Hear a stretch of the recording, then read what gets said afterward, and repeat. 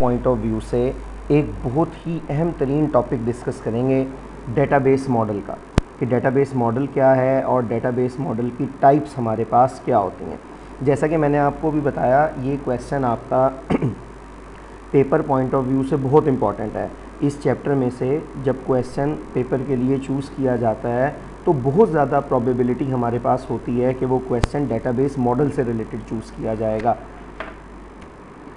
Database model सबसे पहले हम देखते हैं क्या, a set of rules and standards, rules और स्टैंडर्ड्स का ऐसा मजमुआ डेट डिफाइन, जो हमें बताता है how the database organizes data is called database model, कि डेटाबेस डेटा को किस तरह से ऑर्गेनाइज करेगी। जब उसे स्टोर किया जाएगा डेटाबेस में तो किस तरह से उसे ऑर्गेनाइज किया जाएगा, उसको इस तरह से तरतीब देना कि यूज़र के लिए उसको गेट करने में आसानी हो, स्टोर करने में आसानी हो, उस चीज़ को हम कहते हैं डेटाबेस मॉडल।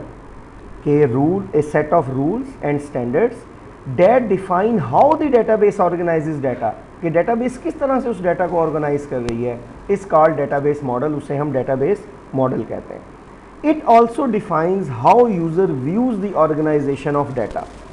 अब एक यूज़र है, वो डाटा की ऑर्गेनाइजेशन को कैसे देख रहा है, उसे कैसे नज़र आ रहा है कि ये चीज़ जो मैं स्टोर कर रहा था इसका इसके साथ क्या लिंक है, ये जो मैं स्टोर कर रहा था ये किस तरह से स्टोर हो रही है, इसका इसके साथ क्या लिंक है। तो जो यूज़र का व्यू है कि यूज़र डाटा की ऑर्गेनाइजेशन को कैसे देखता है, वो भी हमें मॉडल से पता लगता है। हर मॉडल अलग अलग तरह का व्यू यूज़र के सामने प्रेजेंट करता है ताकि वो डाटा की ऑर्गेनाइजेशन को देख सके।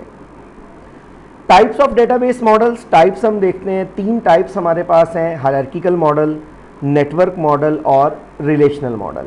फर्स्ट ऑफ ऑल हम हायरार्किकल को स्टडी करते हैं। Records are arranged in a hierarchy like an organisational chart. Organisations में जिस तरह हमारे ऊपर सबसे पहले ऑर्गेनाइजेशन का बॉस है, उसके बाद उसके नीचे काम करने वाले लोग होते हैं, उसके बाद उनसे नीचे काम करने वाले लोग होते हैं, तो इस तरह से एक ऑर्गेनाइजेशन की हायरार्की होती है कि टॉप पर कौन होगा, उसके बाद कौन होगा, उसके बाद कौन होगा। हायरार्किकल मॉडल में जब हम अपने रिकॉर्ड्स को अरेंज करते हैं, जब भी इसी तरह से किया जाता है, इसी तरह की हायरार्की फॉलो की जाती है और हम सारे के सारे जो रिकॉर्ड्स हैं उन्हें डेटाबेस में अरेंज करते हैं। Each record type in this model is called a node और सेगमेंट। और अब जैसे हर मॉडल की ना अलग अलग टर्मिनोलॉजीज़ होती हैं कि हर मॉडल हर चीज़ को किस नाम से अलग अलग कहता है। तो हायरार्किकल मॉडल में हमारे पास जो हर रिकॉर्ड है उसे या तो नोड कहा जाता है या सेगमेंट कहा जाता है। अगर हम हायरार्किकल मॉडल को स्टडी कर रहे हैं और हमारे सामने लफ्ज़ आता है नोड का या हमारे सामने लफ्ज़ आता है सेगमेंट का, तो हम कहेंगे कि ये वन टाइप ऑफ रिकॉर्ड है। जैसे स्टूडेंट है, स्टूडेंट का वन टाइप ऑफ रिकॉर्ड है, हम उसे एक नोड या सेगमेंट कहेंगे। टीचर है, उसे अलग नोड या सेगमेंट कहा जाएगा। तो इस तरह से हर एक रिकॉर्ड टाइप जो हमारे पास किसी इस मॉडल में मौजूद होता है उसे नोड या सेगमेंट कहा जाता है। An entity is represented by a particular node, और हर एक एंटिटी, अब एंटिटी क्या है हमने पढ़ा हुआ है, कोई भी ऐसी चीज़ जिसके मुतल्लिक आप डेटाबेस में डाटा स्टोर कर रहे हैं वो एंटिटी है। जैसे कार के मुतल्लिक डाटा स्टोर कर रहे हैं, कार एंटिटी है। स्टूडेंट के मुतल्लिक स्टोर कर रहे हैं, स्टूडेंट एंटिटी है। टीचर के मुतल्लिक स्टोर कर रहे हैं, टीचर एंटिटी है। किसी सिटी के मुतल्लिक डाटा स्टोर कर रहे हैं तो वो सिटी एंटिटी है। तो हर एक एंटिटी को एक नोड से या सेगमेंट से रिप्रेजेंट किया जाता है। The top most node is called root, और जो सबसे ऊपर होती है, टॉप मोस्ट होती है, उसे हम क्या कहते हैं, रूट कहते हैं कि ये हमारे पास रूट है। A higher level node is called parent node, a lower level node is called child node. अब जो इस हायरार्की में ऊपर होगी नोड, हाई लेवल पर होगी, उसे हम पेरेंट नोड कहेंगे, और जो उसके लो लेवल पर होगी उसे चाइल्ड नोड कहा जाएगा। A parent node can have one और मेनी चाइल्ड नोड्स। अब एक जो पेरेंट नोड है उसके साथ एक चाइल्ड नोड भी कनेक्ट हो सकती है या एक से ज़्यादा भी हो सकती है।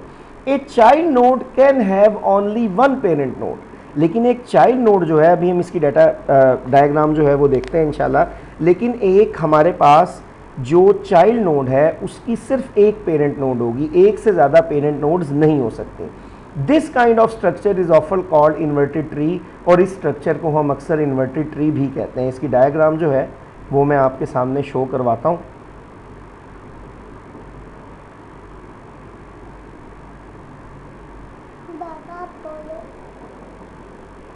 ये हमारे पास हायरार्किकल मॉडल की डायग्राम है। ये एंटिटीज़ है E1, E2, E3, E4 और E5। इनमें अब आप देख सकते हैं कि E2 और E3 चाइल्ड नोड्स हैं और E1 इनकी पेरेंट नोड है। E4 और E5 चाइल्ड नोड्स हैं और E2 इनकी पेरेंट नोड है। और हमारे पास जो टॉप मोस्ट नोड होती है, जैसे ये E1, इसे हम रूट कहते हैं। बाकी ये जो अपर लेवल पर होगी ये हमारे पास कहलाएगी पेरेंट, और इसके लो लेवल पर जो होगी वो कहलाएगी इसकी चाइल्ड नोड।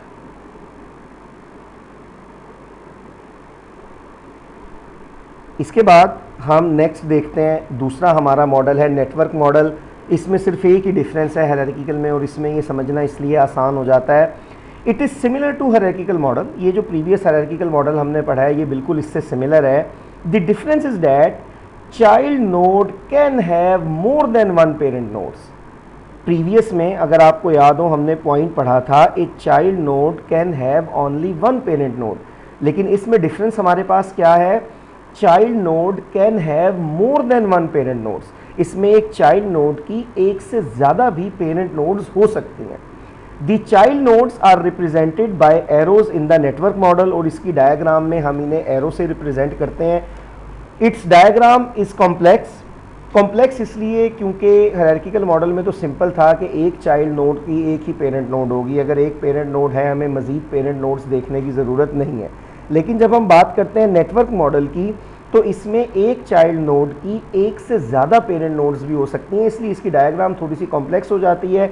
लेकिन इसी रीज़न की वजह से, but it provides flexibility than hierarchical model. इसमें फ्लेक्सिबिलिटी ज़्यादा है, चेंज करना आसान है। इसकी भी हम डायग्राम देखते हैं। ये नेटवर्क मॉडल की डायग्राम है, ये एंटिटीज़ हैं। अब एरो से कैसे रिप्रेजेंट किया जाता है, एरो की टेल जिस एंटिटी की तरफ होगी वो पेरेंट होगी, और हेड जिसकी तरफ होगा वो चाइल्ड होगी। तो अगर एक एरो E1 से E3 की तरफ है तो E1 हमारे पास पेरेंट नोड है और E3 चाइल्ड नोड है। यहाँ E1 पेरेंट नोड है, E4 चाइल्ड नोड है। अगर आप E4 को देखें तो आपको वो डिफरेंस नज़र आएगा कि E4 की दो पेरेंट नोड्स हैं। यहाँ अब हमारे पास E1 भी E4 की पेरेंट नोड है और E2 भी E4 की पेरेंट नोड है। ये हमारे पास डिफरेंस आ जाता है हायरार्किकल मॉडल और नेटवर्क में कि इसमें एक चाइल्ड नोड की एक से ज़्यादा पेरेंट नोड्स भी हो सकती हैं।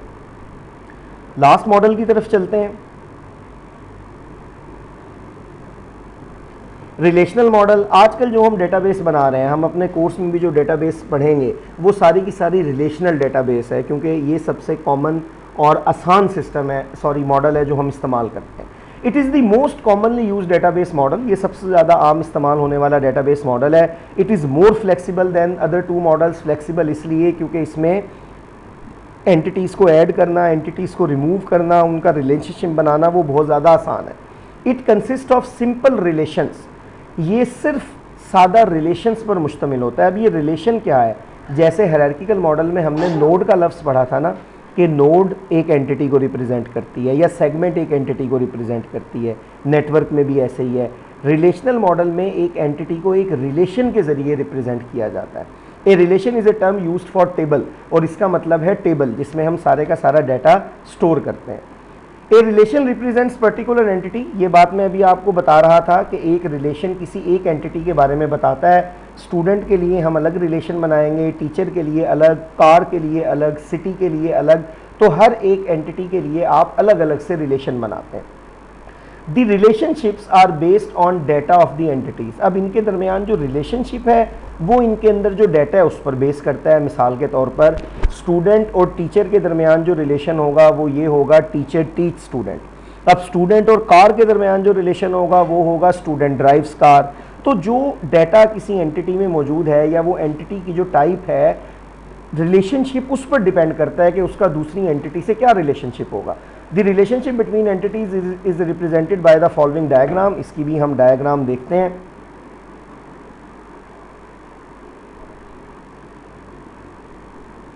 ये हमारे पास इसकी डायग्राम है। ये डिफरेंट हमारे पास एंटिटीज़ हैं और किस एंटिटी का किसके साथ क्या रिलेशनशिप है।